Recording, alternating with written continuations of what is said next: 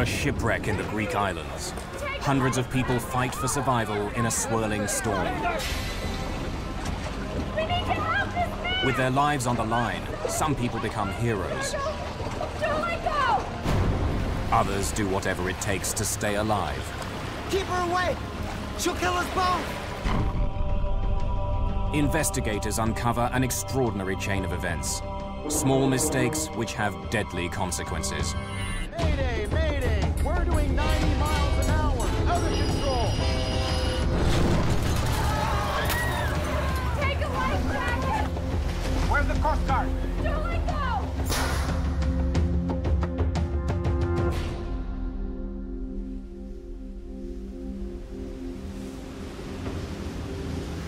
A passenger ferry pushes its way through a storm. What is that?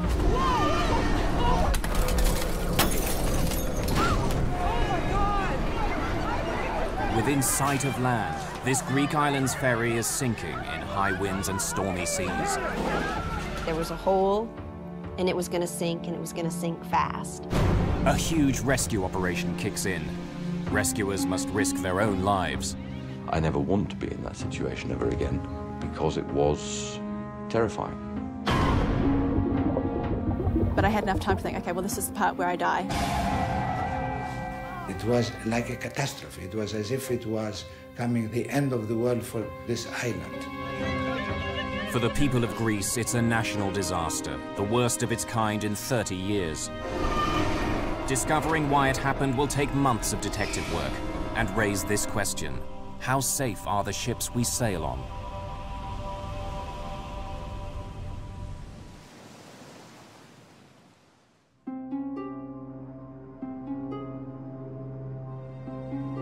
The Greek capital, Athens. This great metropolis has a 3,000-year history. A history built around the city's easy access to the Mediterranean.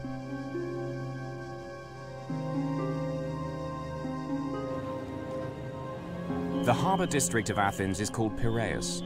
Ferry boats ply back and forth between here and the more than 200 islands scattered throughout the Aegean Sea. For island hoppers, this is where the adventure begins.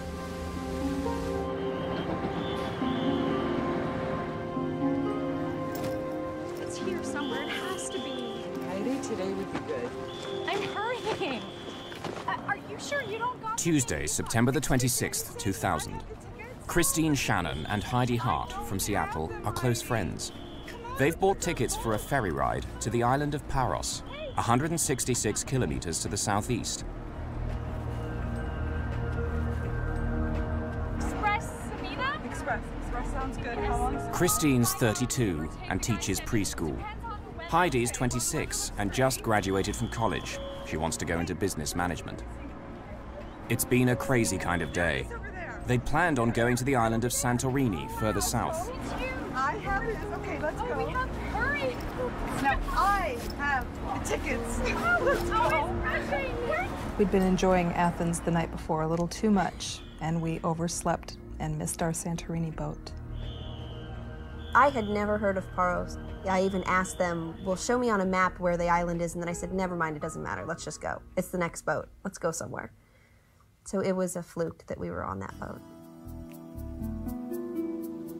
Here's where chance is steering them. It could be a whole lot worse. If you dream of a Greek getaway, Paros is just what the guidebooks promise.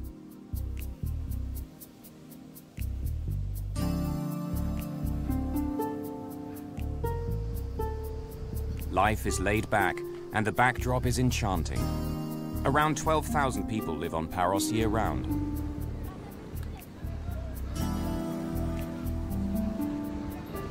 In tourist season, add to that 100,000 visitors. Ferries from Athens head for the harbour in the main town, Parikia. There's constant traffic back and forth to the mainland.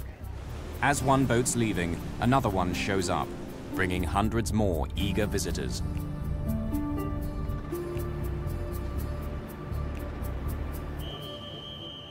Christine and Heidi are among 472 passengers who board the Samina today.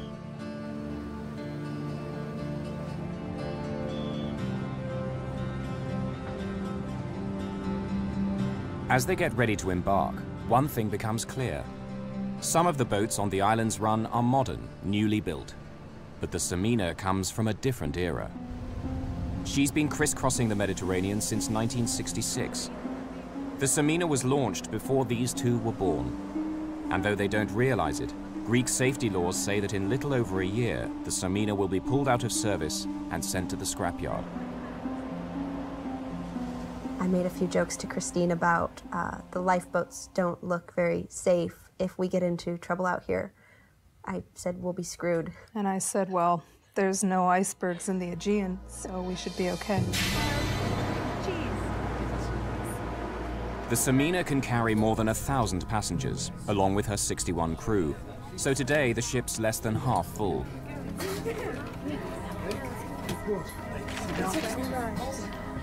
Katrina Stark and her cousin Sarah Davis, both from New Zealand, are backpacking.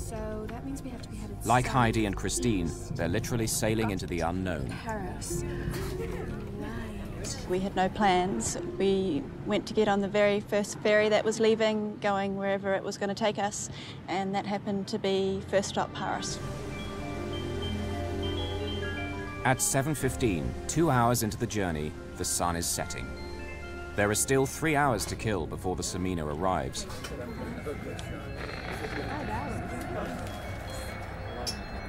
The sports fans on board, passengers and crew, know just how they'd like to spend the time. There's a major soccer game playing live on TV. Athens star side Panathinaikos are up against their German rivals, Hamburg. The reception wasn't very good, and so they had various staff come along trying to fix the TV, and everyone was putting suggestions to how to fix the TV, and it seemed to be quite important to everybody on board that they get to see this game.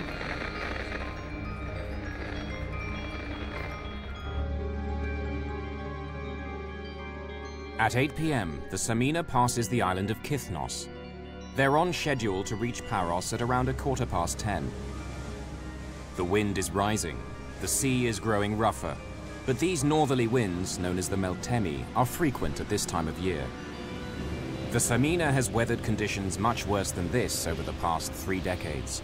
I'm gonna take a nap. Heidi and Christine are the only people left outside. They think their tickets don't allow them to go in. Wake me when we're there. I said, we have third-class tickets. We have to stay out on the deck. It's going to be a cold, wet, terrible night. But I didn't even think to go downstairs where most of the people on the boat were. For the crew of the Samina, the nighttime journey is routine. Hazards such as reefs and rocks are all clearly marked on their charts. Many have warning lights. 2 jagged outcrops rise from the sea within sight of the main harbor on Paros, Parikia Bay. Known as the Portes, or the Gates, they lie 5.5 kilometers from the town. For every mariner sailing these waters, the Gates of Paros are a familiar landmark.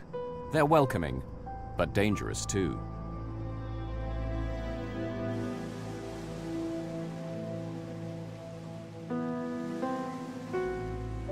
The rocks rise 25 meters out of the sea. Every passing ship must give them a wide clearance. At night, a beacon light on the taller of the 2 rocks sends a clear warning to sailors. Stray too close to the Gates of Paros, and disaster will follow.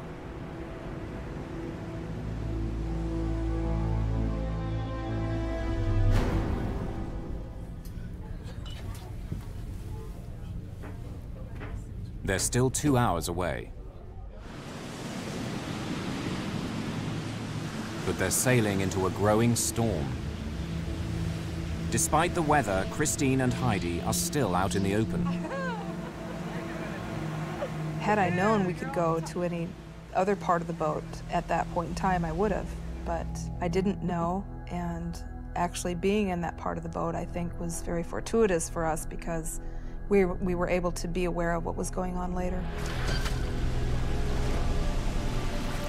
Being out on the deck will help save their lives.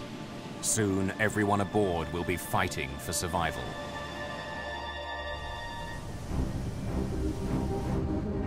On the evening of September the 26th, 2000, The passenger ferry Express Samina leaves Athens harbour, Piraeus, heading southeast.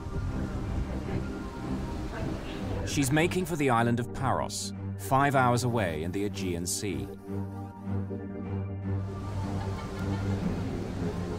As the sun sets, the weather deteriorates until by nightfall the ship is being buffeted by a northerly gale. But the crew are used to such conditions. Their ship is big enough, tough enough to survive far worse. The Samina is 115 meters long, more than a soccer field, and 18 meters wide. Passengers are widely dispersed. Heidi and Christine are out on the open deck. Katrina and Sarah are inside the main passenger lounge. The nerve center is here, the engine room. It's below the waterline, but is protected by a series of watertight doors. The crew need to move about, but the ship is safe so long as they lock the doors tight behind them.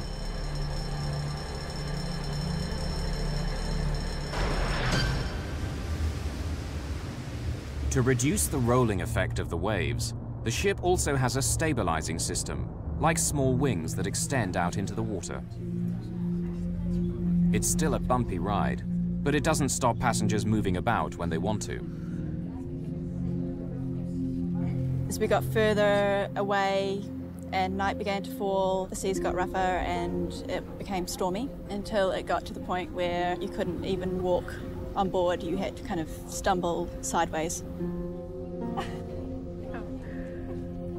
People were kind of laughing. It was kind of funny at the time. Being from a place where we ride ferries quite often, it wasn't really a concern to us at the time, but it was pretty rough out there. It's 10 p.m. The wind has now risen to nearly 50 kilometers an hour. Waves are cresting 2 meters high. Despite the gale, visibility is good. Those are the lights of Paros. The Samina's on time and still pushing forward at 33 kilometers an hour. Then suddenly, the ship lurches sharply to the left. What's that? No. The boat turned enough that it startled me awake, and I woke up and was kind of dazed a little bit. You can't just park a boat like you're parking a car, and so I thought it was odd that I felt this G-force of the boat turning. Christine said, "Hey, there's lights. I see shore. We must be getting pretty close to docking." The lights of Parikia, even car headlights, are clearly visible just 5.5 kilometers away. But then another light cuts through the darkness.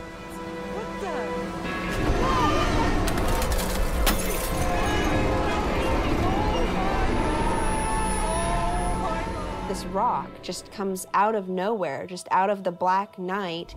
And I'll never forget what it looks like in my mind. It was, you know, this brown, kind of craggly, sandish looking rock that had lights on top of it shining down so it illuminated it.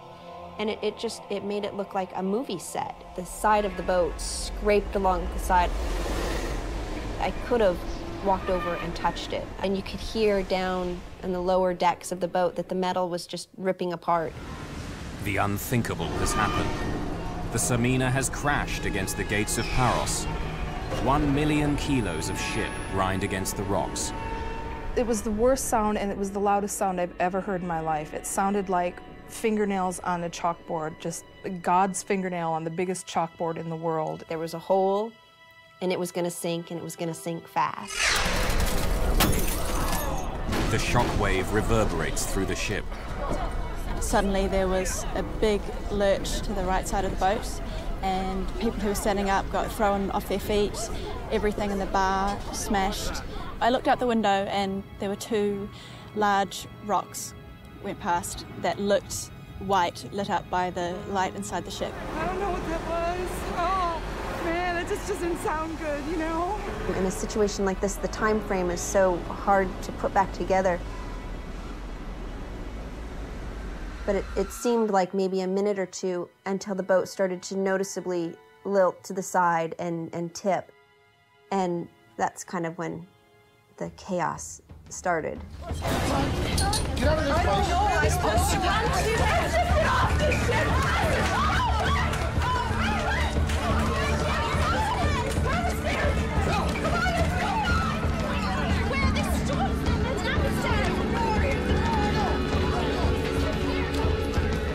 Lots of people were crying, lots of people were praying, holding on to each other, yelling. There was no alarm or siren, there was no one to tell us what we were supposed to do. We need to get off this boat and we need to leave right now. We don't have to panic. Christine said to me the Titanic took hours to sink. And I said, we don't have that much time. We don't have hours, Christine. We need to leave now. Okay. In my mind, I thought, this boat's gonna sink and we're all gonna die. All these people trying to get life jackets. Being taller, I was able to reach over the heads of most people who were trying to get hold of life jackets and grab two. The Samina has 61 crew members, but where are they? Passengers must fend for themselves. So I yelled to Christine, come here, I think I found life vest. Hey, just open up. Just take it out. At this point, people were starting to run past us.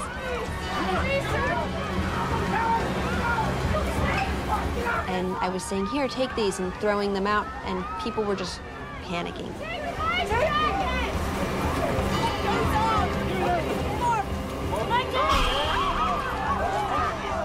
Within minutes of the collision, the ship's lights go out. Passengers are plunged into darkness until emergency generators kick in. And then the first flare went off. This eerie red glow coming down over the ferry gave it a whole nother feeling of just terror that we're out in the night, in the dark, and the ferry's gonna sink.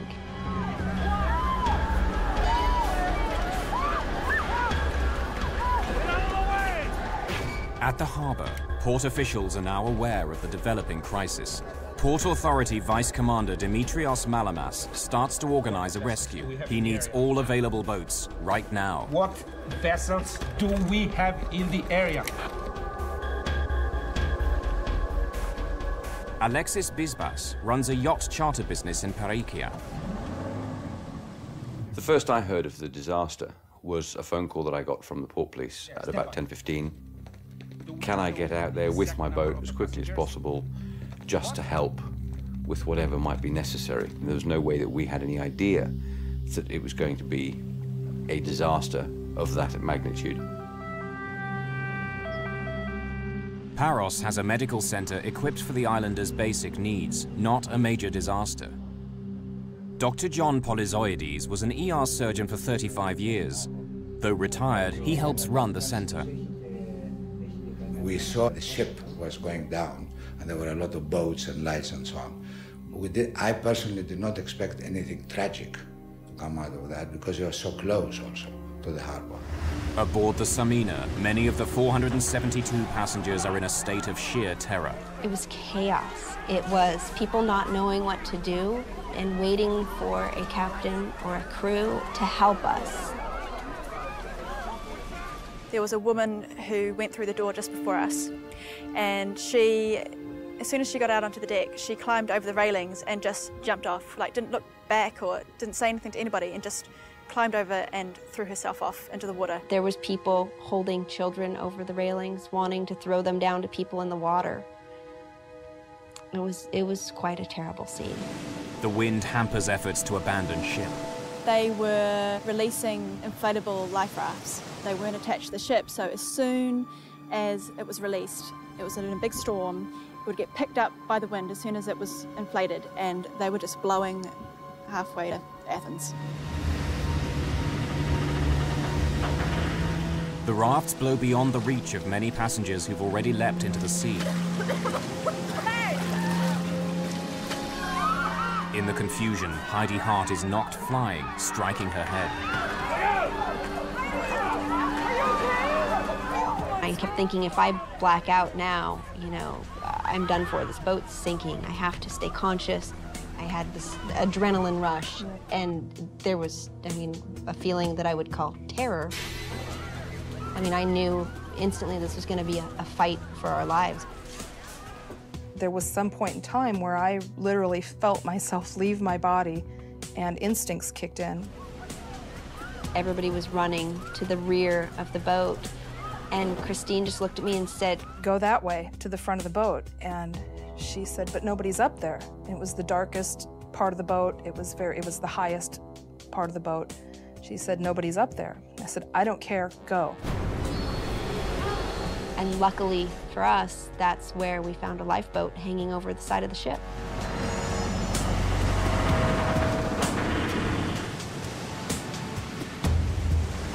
Heidi and Christine have escaped the sinking ship, but they're still at the mercy of the storm. When we jumped into the lifeboat, it wasn't orderly, here's your seat. It was jump. Where you land is where you are, and so we were just kind of all pig-piled in this lifeboat together. The battle for survival takes an ugly turn. Each passenger must decide, help others or fend for themselves. There was 5 or 6 men in the back of the boat, and they were fighting with each other. They were yelling at each other. As the ferry was sinking, they kept pointing at the ferry and fighting with each other. And then, you know, this is when I see the guy swimming up to the boat, and so I started getting ready. I'm thinking, okay, I need a rope. I gotta throw him something. He has no life vest on.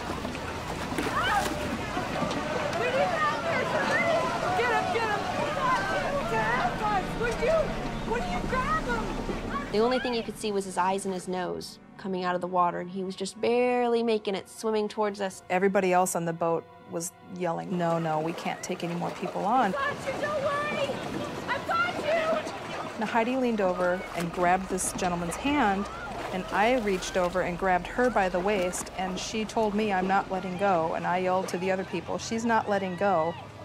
He had taken off almost all of his clothes. He was wearing just his underwear.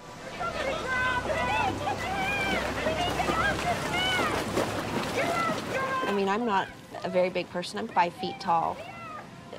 Just me trying to pull him in the boat wasn't gonna work. The men in the lifeboat realize that Heidi won't let go and finally help haul the drowning man on board. I don't know what they were thinking. They were panicking. So, I mean, who am I to judge what other people were thinking and doing, but there was a lot more that could have been done that night. Of the 533 people who set out on the Samina, many are now in the sea. Others are still trapped on the vessel itself. The ship begins to roll over. If it goes down, dozens of people will be dragged down with it.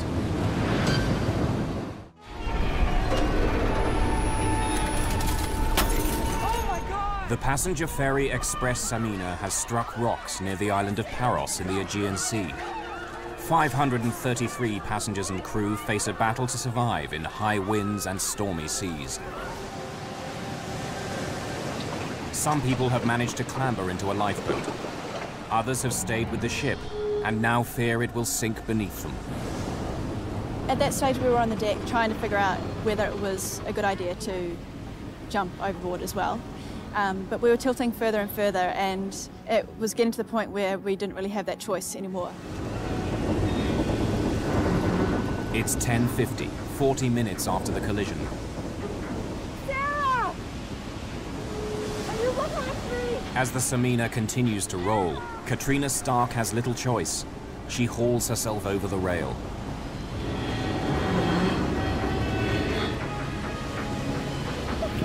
The ship has turned completely on its side. Katrina is sitting on the hull.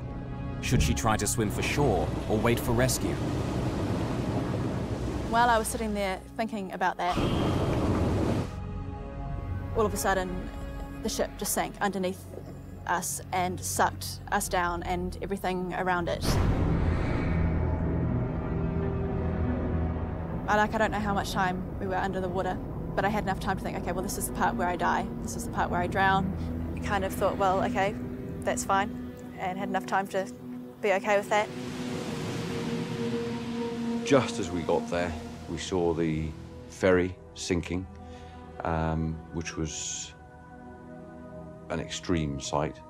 And to see this entire ship sink beneath the waves and to be gone and just leave us in our little lifeboat, it was amazing. It was almost beautiful in a sad sort of way. And then complete blackness, darkness, huge waves.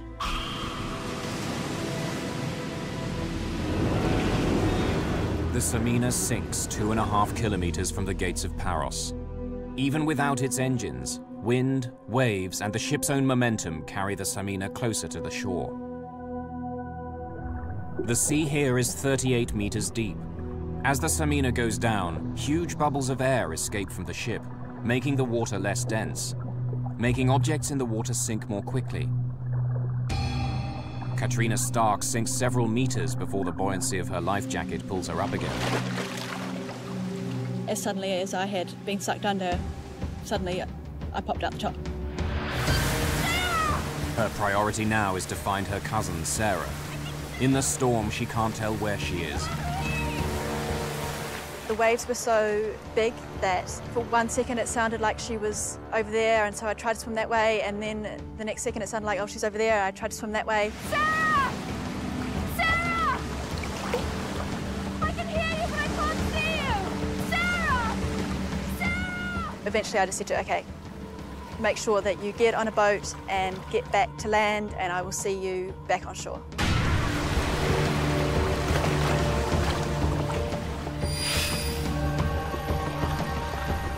At 11:15 p.m., Dr. Polyzoides receives his first casualty of the night, but something doesn't add up. They brought a man on a stretcher. He was semi-conscious, and then we started working on him. He had hardly any blood pressure, and when we were resuscitating him, I realized that he was dry, which it meant that he didn't actually, he was not from the ship.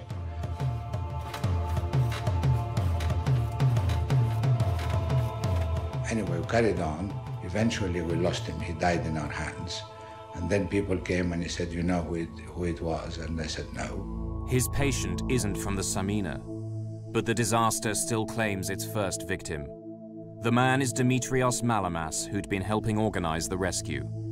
In the crisis, he'd suffered a heart attack. He was 40 years old.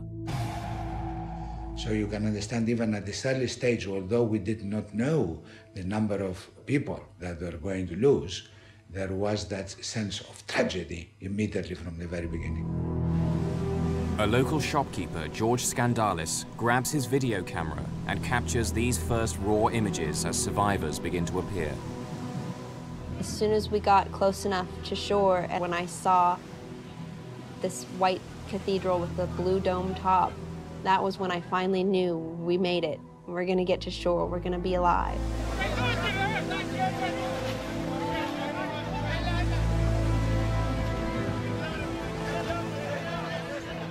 I felt more alive than I've ever felt in my life. Giddy, almost giddy.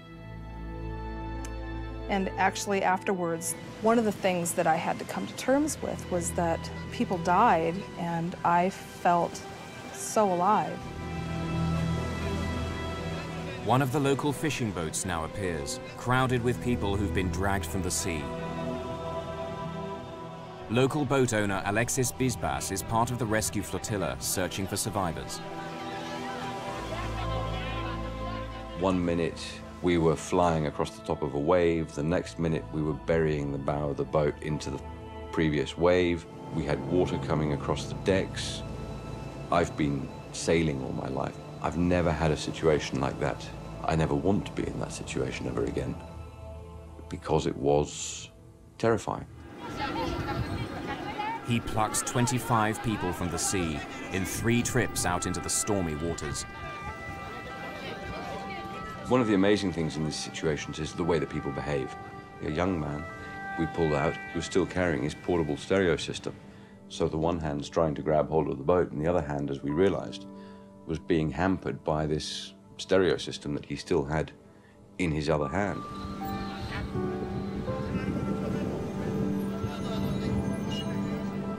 One of them was an old lady who had tied to her life jacket her bag. As we were trying to drag her into the boat, we realized that something was stopping her, and I went to cut her free of this bag, and she said to us that if we did, we should throw her back because that was her entire life in this bag. Many survivors are in a state of shock. All are cold, wet, and exhausted.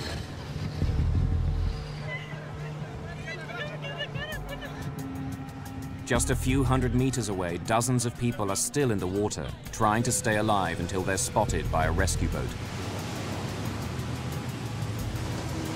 Katrina Stark and a fellow survivor, a total stranger, are now clinging desperately to a piece of wreckage. My first surprise about being in the water was that it was warm. I was really expecting the water to be cold.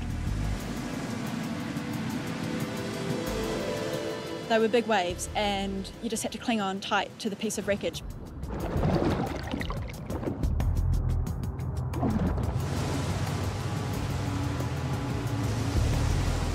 Not too far away from us was an older Greek woman who couldn't swim.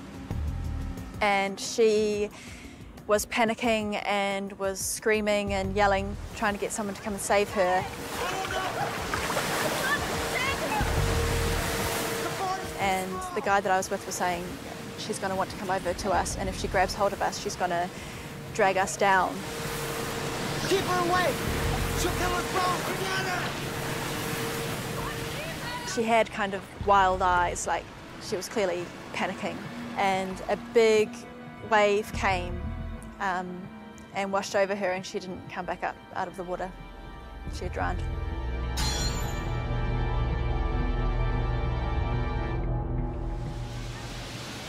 There are still some signs of hope. Some people have been pushed south by the wind. Miraculously avoiding being smashed onto the rocks, they've wound up on a sandy beach, the Bay of St. Irene. A life raft beaches in the same spot.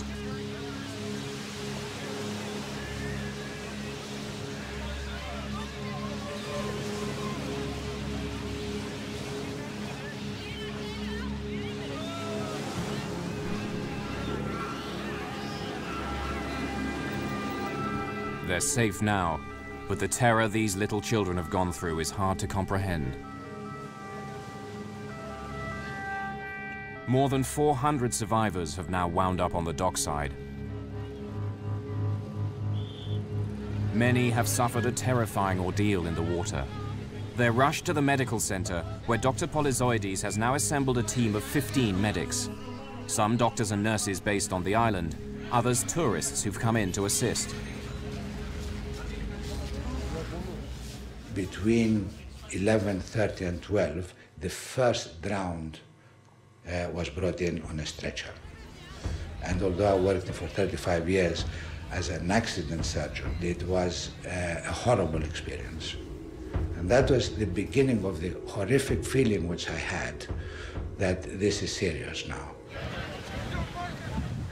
At midnight, after an hour in the water, Katrina Stark is brought to shore. We were the last people that they were able to bring up onto the boat. And they headed back for the harbour. And on the way, they stopped a couple of times to pick people up, but they would go to pick them up and realise that they were dead, and so they'd just leave them where they were. Katrina doesn't know if her cousin made it. Sarah? Katrina? I was just never been so happy to see anybody in my whole life. And I just grabbed hold of her and wouldn't leave her side for a second. To see you. How are you doing? You okay? Are you keeping warm? Yeah. It was terrifying. I mean, it's been 5 years since the accident, and I still have nightmares. I still think about it. It will still make me cry. You guys have had quite a shock being in the water. It was traumatic, and it was very scary, but it was also a singularly defining moment in my life where I was able to use all of the resources I had to survive. I think we've got him. Pull, pull, pull, pull. I don't think I would have chosen not to live through this.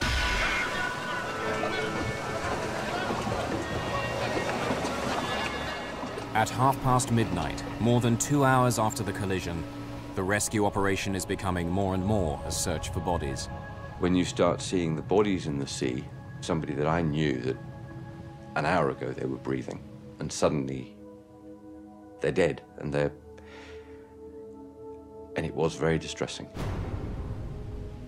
I mean, it took me a very long time to put it out of my mind. It was very difficult. 25 people are now confirmed dead. As victims continue to arrive, Dr. Polyzoides is overwhelmed. Do I go to this room and try and save someone? Do I wait and see whether it's worth saving?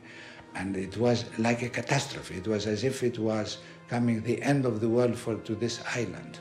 So it was almost like you're seeing a movie that's not happening to you. Every half an hour, the number of bodies increased. By 2:30 a.m., the number of dead reaches 60. There's no room for so many bodies in the medical center. The Church of St. Nicholas on the waterfront now becomes a temporary morgue. The search for people, alive or dead, continues right through the night. Very soon, investigators will begin to ask tough questions. Who's to blame for the sinking? Why did so many people have to die?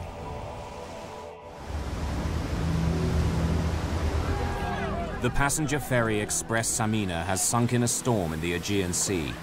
Already 60 people are confirmed dead. Many more need medical treatment. Morning reveals the power of last night's storm.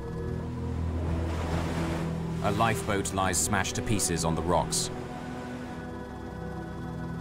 Life rafts blew away, empty. A message board at the harborfront lists who's alive and who's still missing. Bodies will continue to wash up on the beaches for days to come. There aren't enough coffins on Paros. More arrive. Even the most experienced professionals are touched by the trauma. I was so shaken by this that I didn't sleep for 2 nights, and on the 3rd night, where I went to sleep, I dreamt that my son was drowning. Very quickly, the grief turns to anger. Where were the crew when the ship hit the rocks? Where were they when the passengers needed help? Rumors spread like wildfire and are picked up by the media. Were some members of the crew watching the soccer game on TV when they should have been steering the ship? The captain, 53-year-old Vasilis Giannakos, is held for questioning by the police. On Paros, the funerals begin. Here, a 4-year-old boy drowned with his father. Divers discover 10 bodies trapped inside the hull of the Samina. The last body is found floating 2 weeks after the sinking, 50 kilometers north of Paros. Altogether, 80 people have died, 75 passengers, 5 crew members. This is Greece's worst shipping disaster in more than 30 years, a national tragedy. In the bitter aftermath, the spotlight falls on the company which owned the Samina and its vice president, Pantelis Sphinias. He could face criminal charges, as well as multi-million-dollar compensation claims. 2 months after the sinking, police surround a body lying on the sidewalk outside company headquarters in Athens. Sphinias has jumped out of his 6th floor window, committing suicide.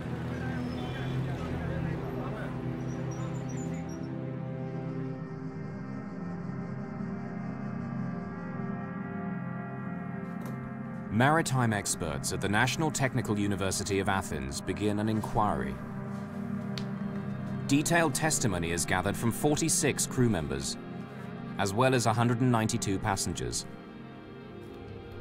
The Greek legal authorities want the university to give them a thorough explanation of what happened.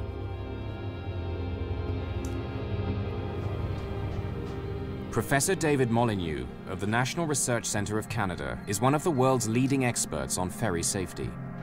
He's studied the findings of the Greek investigators, who came up with a startling realization.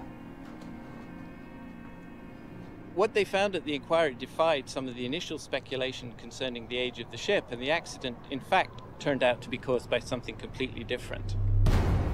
Testimony reveals each small but critical factor that together turn a routine ferry crossing into a national disaster. 3 hours into the journey, the crew switch on the ship's autopilot.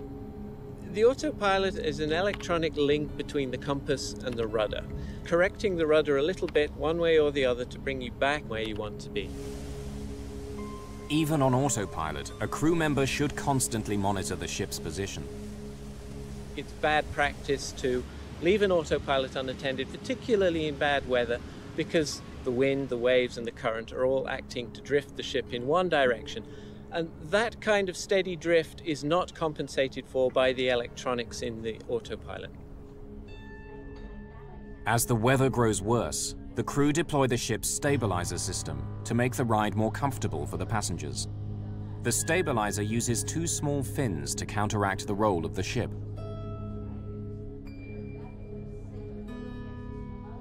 But something extraordinary has happened. Only the starboard or right-hand stabilizer fin has extended. Very unusual. Normally we'd expect both stabilizers to be working at any one time. With just one stabilizer, the ship is no longer symmetrical, so the flow around the ship is unbalanced, and as a result, the ship will tend to drift one way rather than go in a straight line. With only the starboard stabilizer, the Samina is pulled slowly but surely to the right. It's a deadly malfunction. Captains aim to stay at least 740 meters left of the gates of Paros. But when the Samina arrives, she's on collision course. A crew member makes a last-minute attempt to steer the ship to the left, but the ship can't turn quickly enough.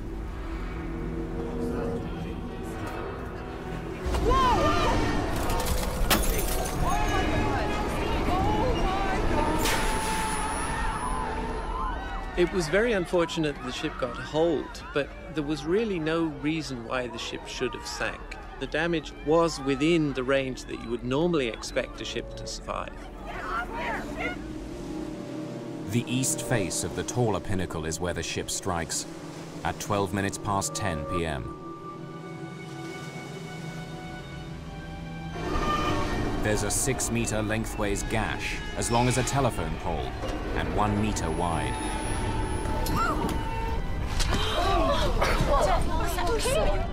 But this hole is well above the waterline. No water should enter the ship.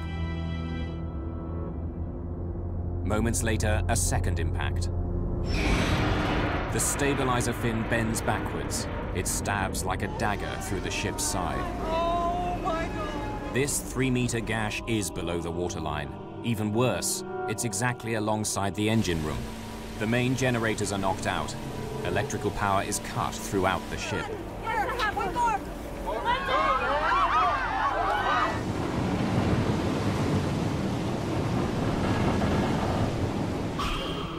The investigating team orders divers to make a detailed survey of the wreck of the Samina.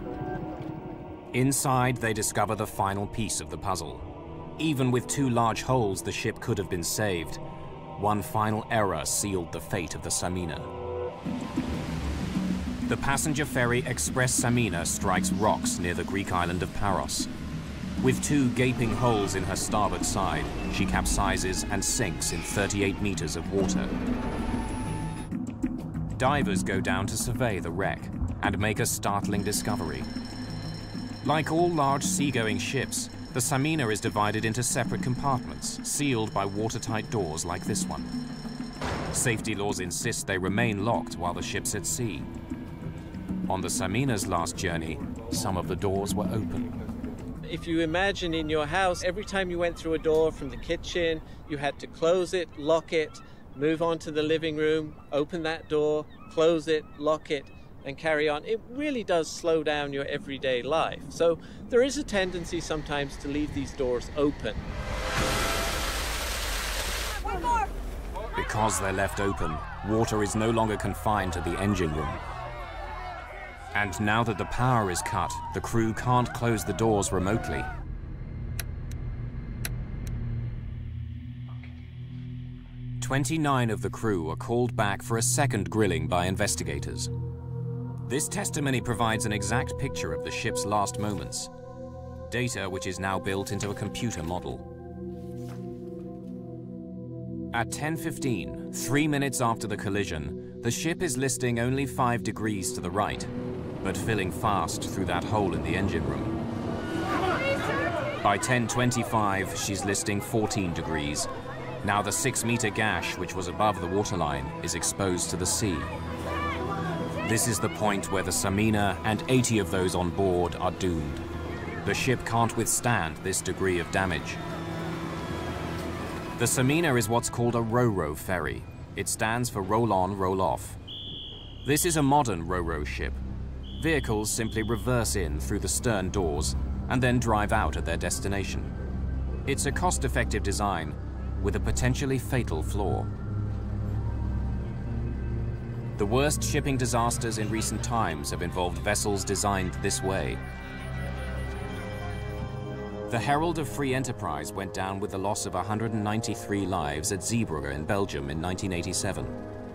850 were drowned aboard the ro-ro ferry Estonia in the Baltic Sea in 1994. Unlike a cruise ship or a cargo vessel, which are divided into many smaller compartments, the vehicle deck of a ro-ro ship is one large open area, highly vulnerable to rapid flooding. Imagine comparing flooding an egg box with flooding just an empty cardboard shoebox. The shoebox would tend to fill up very, very quickly, whereas an egg box would tend to fill up each compartment at a time, so the egg box would stay afloat, whereas the shoebox wouldn't. This open space is especially vulnerable because it's so close to the waterline.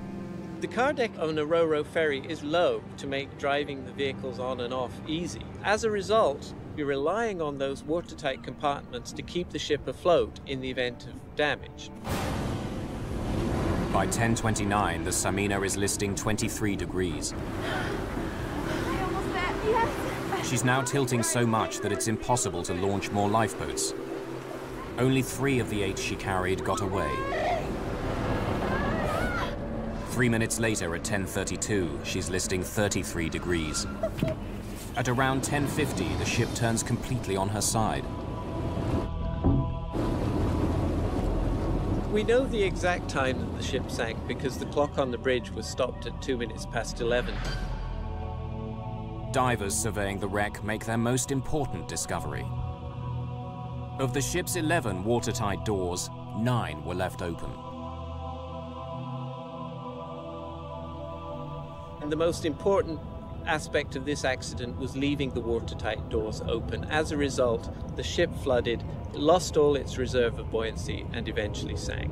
If the doors had been locked, despite the navigational error which put the ship on the rocks, despite the hole in the engine room, this would probably have been a survivable accident.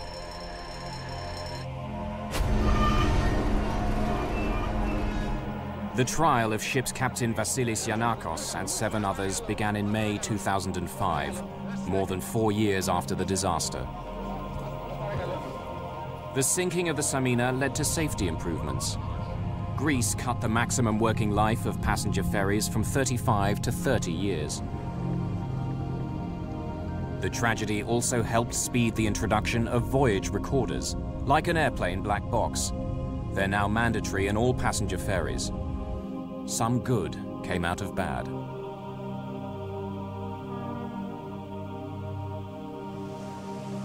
For the first time since those dramatic events, Katrina Stark has come back to Paros.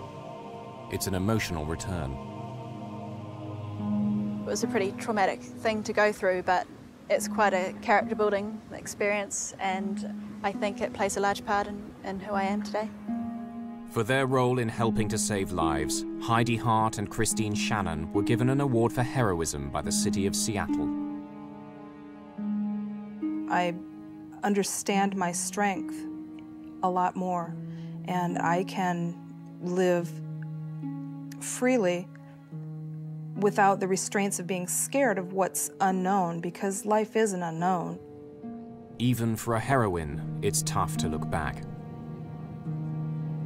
Christine and I, we always say we were the lucky ones. We were in the right place at the right time, and that is the only thing I can think of why we made it and so many other people didn't. And it breaks my heart.